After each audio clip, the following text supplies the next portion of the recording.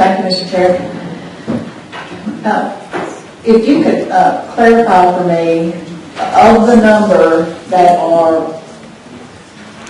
we have determined to be ineligible that are receiving services, can you break those down into two groups of who was accepted and never would have been eligible, and then who has been accepted, eligible, and has later probably to be determined ineligible?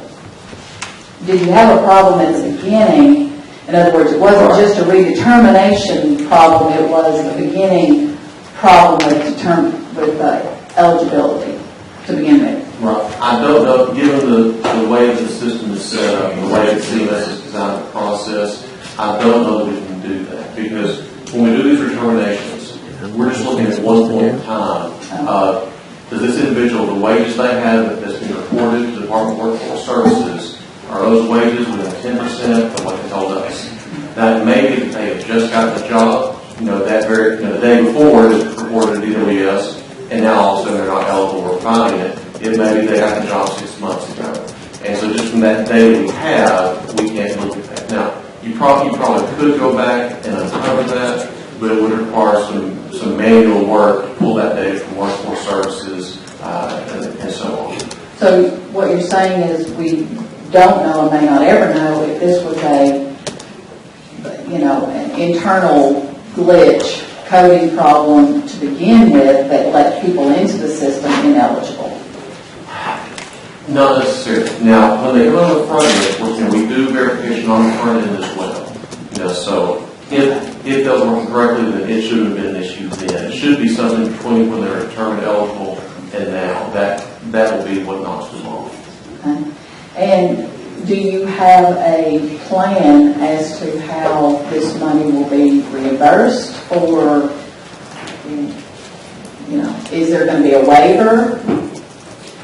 Oh, in terms for the renewals, CMS has granted us a waiver. We have until September 30 to complete this process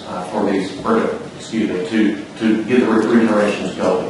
In some cases, it may be extended time. We may ask for verification. They may send us something else back. And under CMS rules, we have to work with them, even with deadlines at the steps in that process.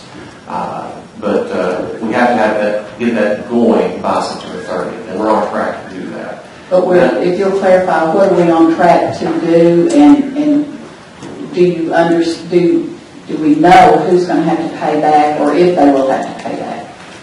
At this point, we don't know if they'll have to pay back. And under the way that the federal law is set up for Medicaid recipients, it can be very difficult to go back to a recipient and recover monies that have been paid. You have to be able to show some intent, and in these cases, that's just really difficult as a practical matter to do so.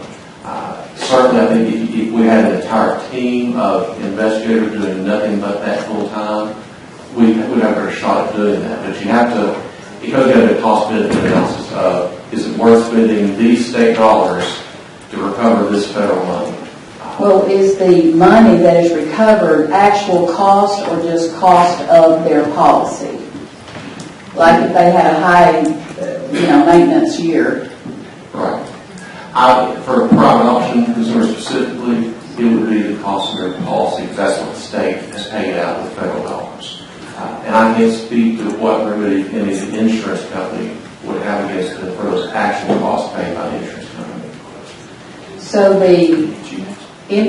the money could be due to the state. We could have to pay it back, but the recipients may not have to. No, in that case, we would not ordinarily be required to pay that back to the federal government. In other words, they're going to be looking to us for repayment if there's some issue on our end, or if we identify fraud. If we identify fraud, then yes, we can work to go back and try and recover that from the consumer. But in cases of fraud, usually we are on the hook to repay the federal portion of the federal government. Thank you, Mr. Chairman.